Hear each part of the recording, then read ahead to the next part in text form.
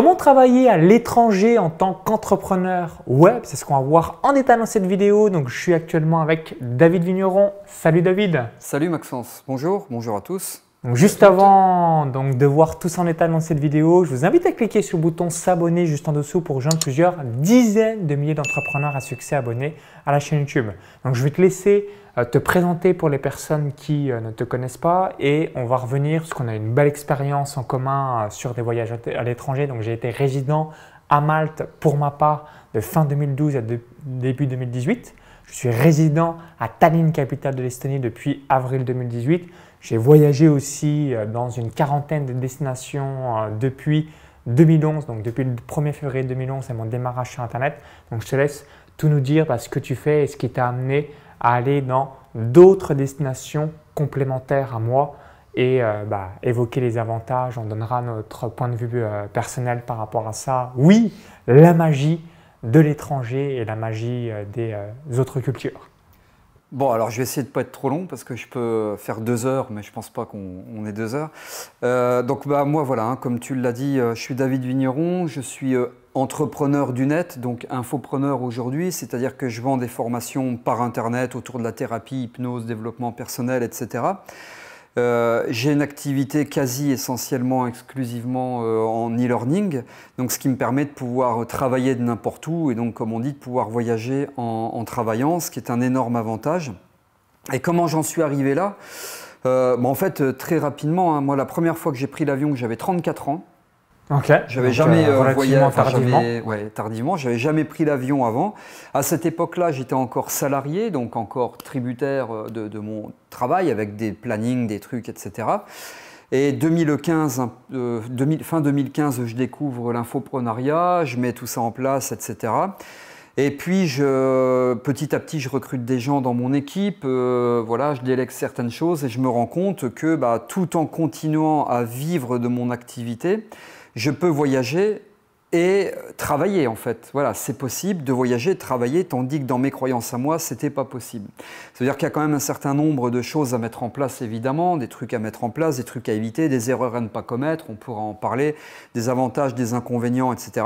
Et voilà comment j'en suis arrivé à cela, puisque la première fois quand j'ai pris l'avion, que j'ai découvert qu'on pouvait voyager en dehors de la France ou de l'Europe, je me suis dit c'est sympa, puis de travailler aussi ailleurs, alors je sais pas moi, au bord d'une plage ou à l'étranger en montagne ou voilà, dans un désert. Enfin, j'ai jamais fait encore le désert avec mon ordinateur, mais voilà, donc je me suis dit pourquoi pas joindre, comme on dit, quoi, en fait, l'utile à l'agréable.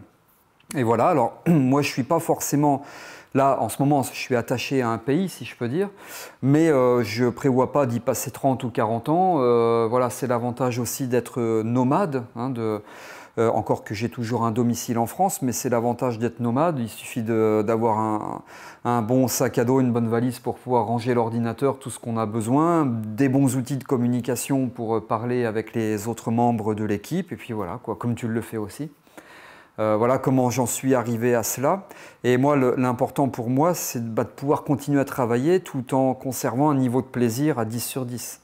Okay, c'est-à-dire 0 contrainte, ou quasiment pas de contrainte. Il y en a toujours un petit peu, c'est bien normal, mais quasiment pas de contrainte. Donc la balance, c'est ça, 10 sur 10 de plaisir et 0,5 sur 10 de contrainte, quoi.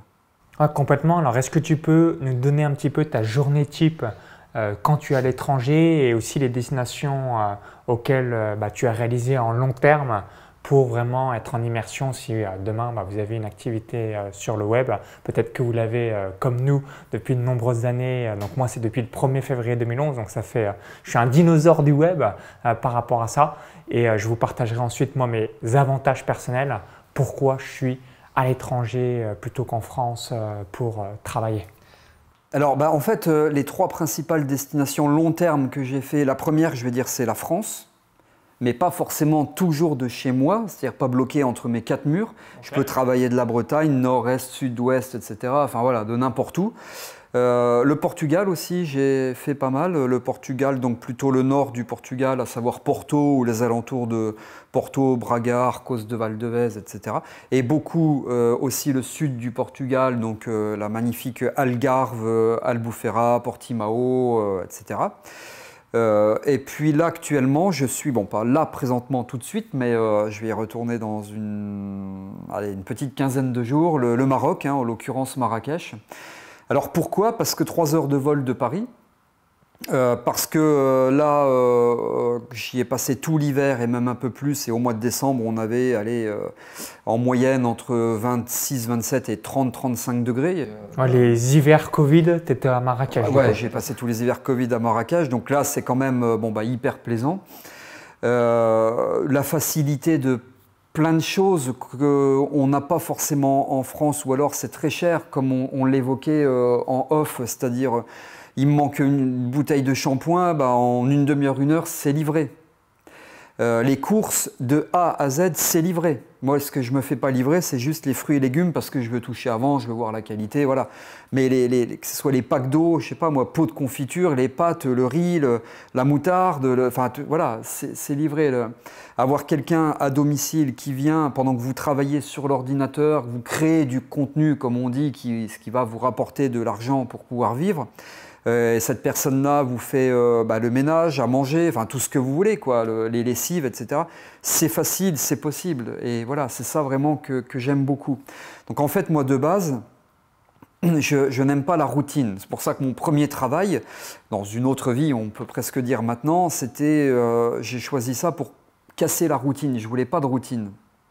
Et donc là, il n'y a pas, si tu veux, il n'y a pas de routine. Je peux très bien passer 3 semaines au Maroc et puis après je me dis, tiens, je vais remonter en France pendant 1 mois. Puis entre les deux, je vais me faire 1 semaine en Espagne ou venir te voir en Estonie comme j'ai fait il y a quelques mois. Enfin, voilà, un ordinateur, une bonne connexion Internet, un bon sac pour transporter tout ça. Et puis, et ça roule, quoi. Voilà. Ouais, donc, si on récapitule, l'exemple de l'étranger te permet vraiment d'être focus sur tes projets, ouais, de découvrir de nouvelles cultures. Et aussi, dans ton cas de figure, dans l'exemple du Maroc, tu dois avoir 300 jours de soleil par an. Ouais. Donc, plutôt sympathique comme cadre. De plein soleil, ouais, de beaucoup de soleil. Et le truc qui est quand même très intéressant pour moi, mais je pense que c'est vrai pour beaucoup de personnes, c'est que quand par exemple je pars, j'ai fait 5 mois et demi au Maroc, les gens qui ne savent pas trop ce que je fais, ils doivent dire, pardon pour l'expression que j'emploie, mais il se glande au Maroc, il fait rien, quoi. Il est toute la journée le cul à la piscine, il se glande, il fait... En fait, je suis hyper productif. Ça ne veut pas dire que je bosse 18 heures par jour. Tu me posais la question de la journée type. Je suis hyper productif parce que je suis énormément créatif. Donc très créatif. Et là, j'ai plein d'idées. Moi, j'ai mis en place des tas de choses depuis un petit ordinateur portable, une connexion Internet tout à fait moyenne, dans un petit appartement au soleil, voilà, depuis le Maroc, hyper productif. Et donc la journée type, parce que tu me demandais, je n'ai pas vraiment de journée type. Déjà maintenant, je suis de plus en plus allergique aux rendez-vous.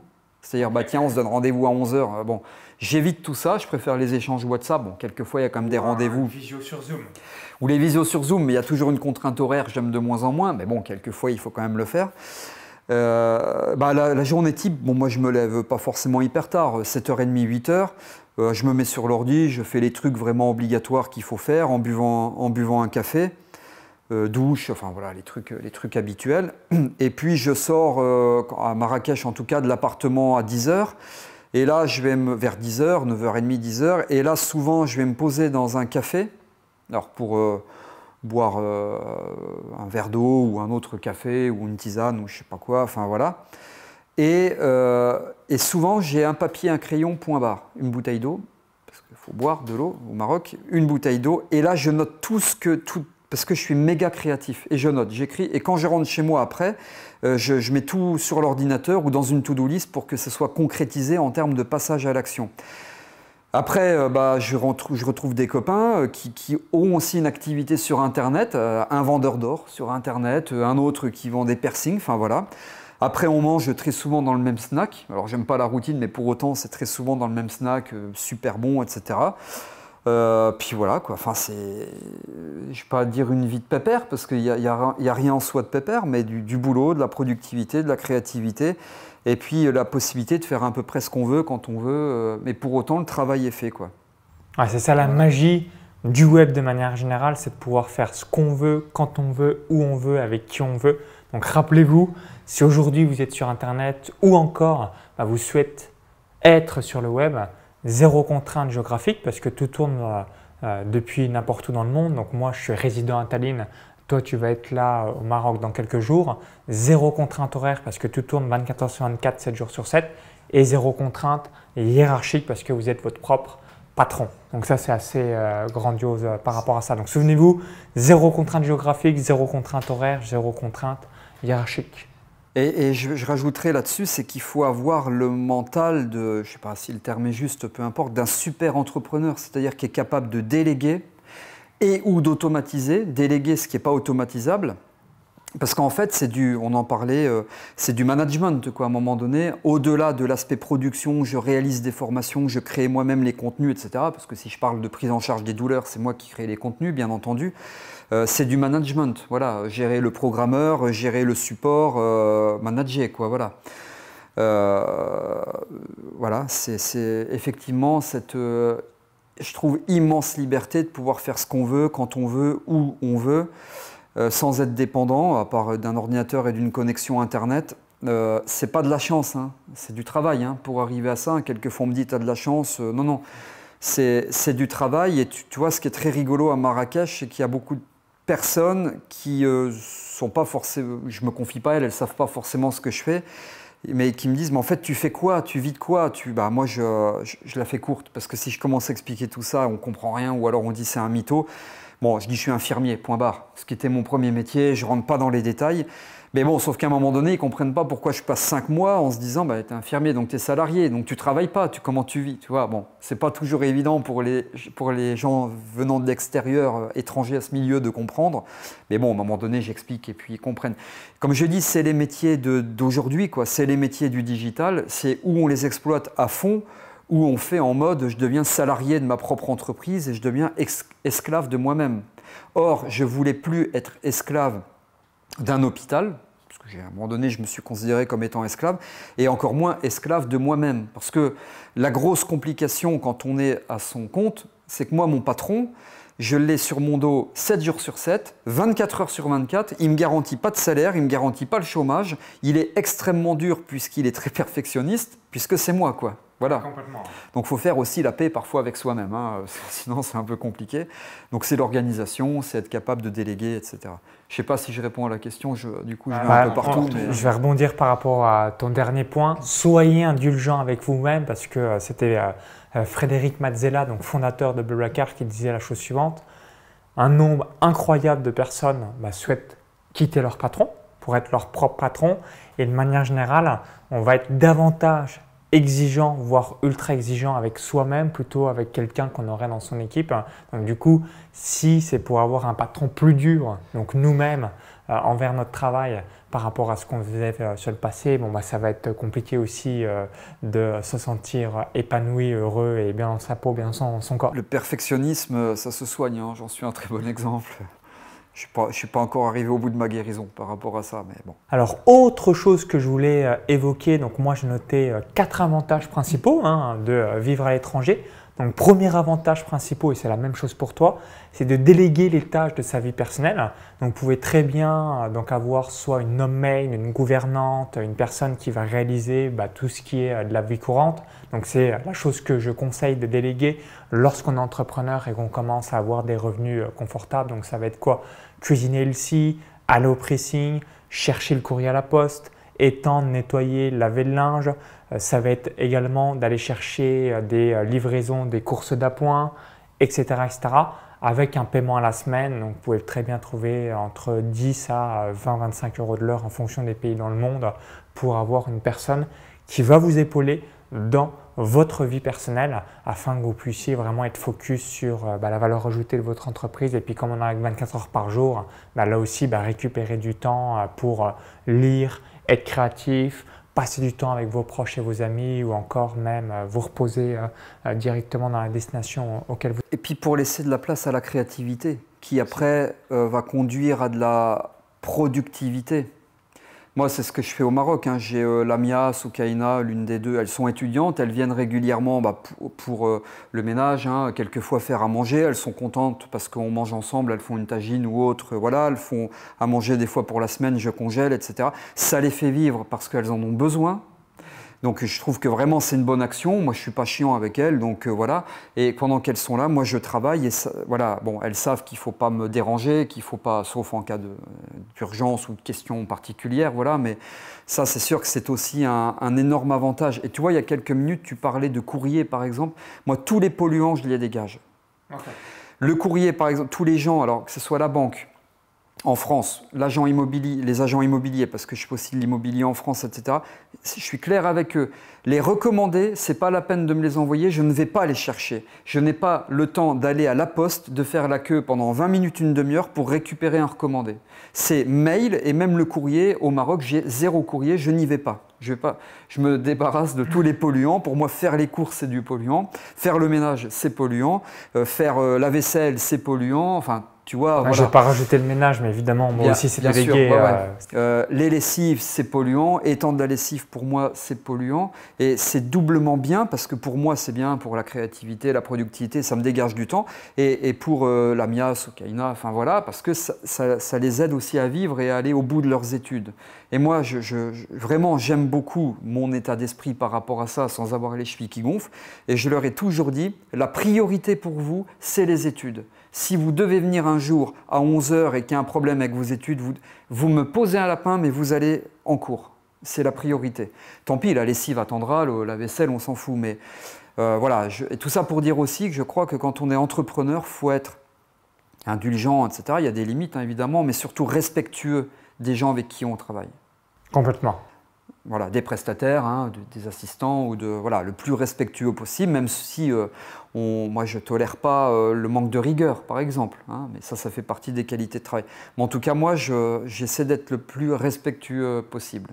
Je ne sais plus c'était quoi la question du coup. Non, je vais juste rebondir sur les 4 avantages de vivre à l'étranger. Donc, premier avantage, déléguer les tâches de sa vie personnelle.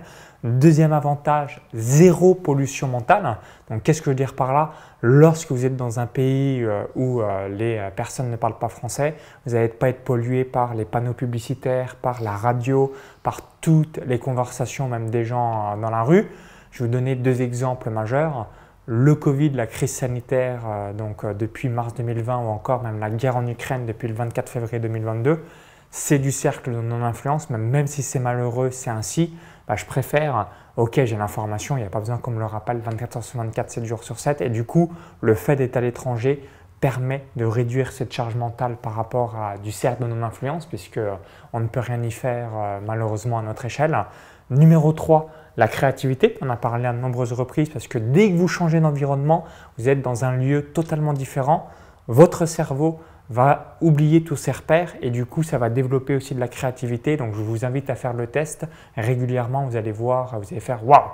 quelque chose qui vous bloquait depuis des semaines ou des mois. Tout de suite, vous allez trouver une solution parce que vous sortez totalement de l'environnement, de là où vous êtes, là où vous habitez ou même d'un endroit où vous êtes depuis de nombreux mois, de nombreuses années. Et ce qui permet tout de suite de faire un reset pour le cerveau, d'aller chercher de nouvelles idées. Et numéro 4, l'ouverture au monde. Donc là, tu as parlé que tu travaillais avec des personnes au Maroc. Moi, je travaille avec des personnes, donc j'ai mon graphiste au Canada, une personne à la technique au Bénin qu'on a en commun. J'ai une autre personne qui est également au Maroc, donc c'est le SAV de mon business de paris sportifs, etc. Donc, au lieu d'avoir un mindset monopays, j'ai un mindset international. Donc, dès que et je vais vous donner quelques exemples pour illustrer mes propos. Si on aime le luxe extrême, il faut aller à Monaco. Si on aime la vie de bling bling, il faut aller à Dubaï. Si on aime le digital, l'Estonie sera royale pour vous. Si on aime le communiste, pour la petite blague, la Corée du Nord. Si vous voulez la tranquillité d'esprit, donc ça va être la Suisse par exemple. Donc qu'est-ce que je veux dire par là?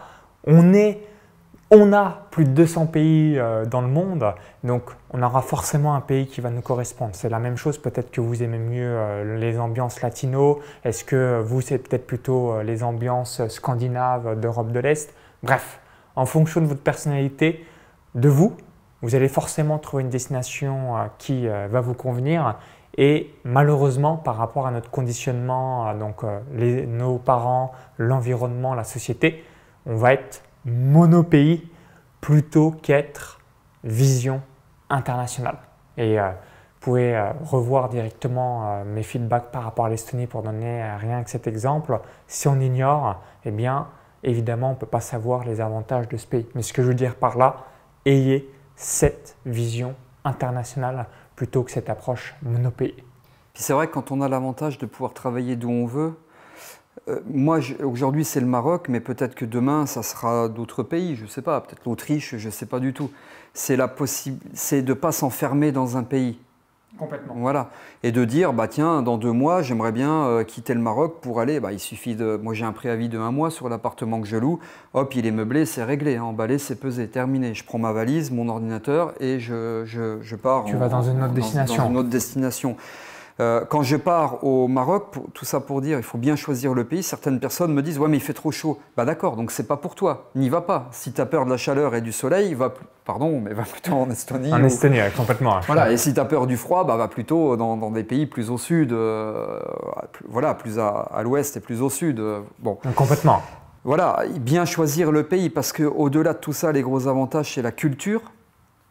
Moi, je découvre tous les jours la culture, l'aspect religieux, même si moi, je ne suis pas forcément pratiquant, mais je m'intéresse à énormément de choses pour comprendre des tas de trucs, les habitudes de vie, les traditions, au-delà de tout ce qu'on évoque par rapport au boulot, par rapport à l'infoprenariat, l'entrepreneuriat et autres, il y a quand même tout ça, c'est hyper intéressant, quoi. Voilà, on parle beaucoup, hein, bien sûr, de développement personnel. Moi, ça en fait entièrement partie. Ça, du développement personnel, de pouvoir travailler à l'étranger, vivre à l'étranger, de revenir quand je veux, indépendamment parfois des conditions pandémiques, hein, masque, pas masque, test PCR, pas test PCR, mais bon, ça c'est autre chose.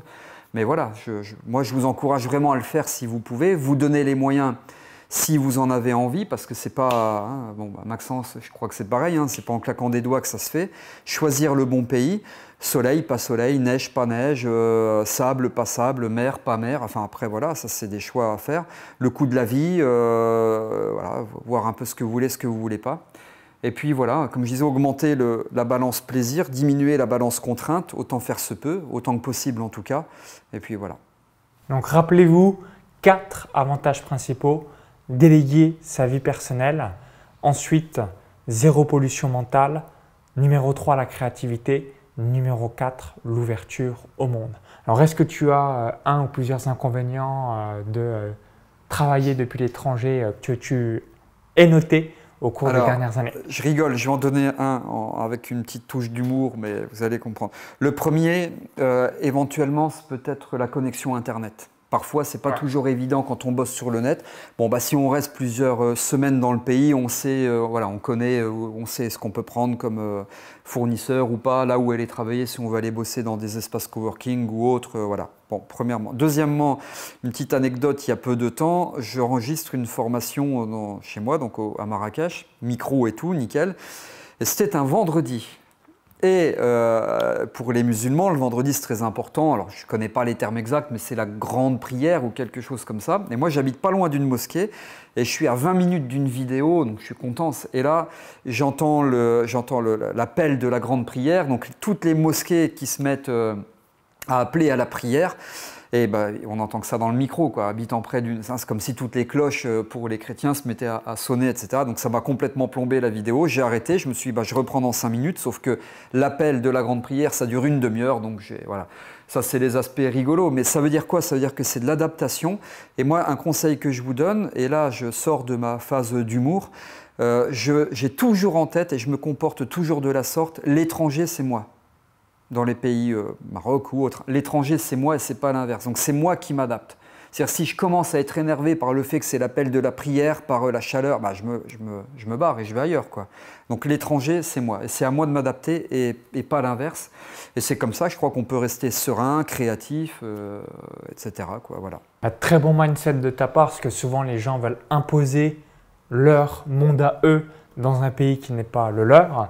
Alors que la réalité, c'est à vous de vous adapter en fonction de la destination que vous avez choisie. Absolument. Ouais. Aussi simple que cela. Et pour la petite anecdote pour l'Estonie, vous pouvez avoir des connexions à 1 gigaseconde. Donc c'est tout simplement une immense fusée si vous faites des lives, Facebook, Insta, LinkedIn, conférences en ligne, YouTube Live, etc. etc. Écoute, Merci C'est moi. David par Merci rapport pour ces à échanges. ton retour d'expérience. Donc dites-le nous dans les commentaires juste en dessous. Est-ce que vous avez donc déjà été à l'étranger pour travailler? Si la réponse est oui, quelle est votre destination favorite? Ou même si vous avez un petit top 3, dites-le dans les commentaires juste en dessous. Si vous avez apprécié la vidéo, cliquez ce petit bouton like juste en dessous. Merci par avance, ça nous permettra de savoir si vous voulez avoir davantage de vidéos de ce type. Et pour vous remercier d'avoir visionné cette vidéo, je vais vous offrir un cadeau de bienvenue. Donc ce cadeau de bienvenue, c'est comment créer une société à l'étranger, comment optimiser sa fiscalité. Donc pour recevoir directement dans votre boîte mail, i comme info en haut à droite de la vidéo, lien directement dans la vidéo YouTube ou encore tout est en description juste en dessous. Donc je vous dis à tout de suite pour l'envoi du cadeau de bienvenue.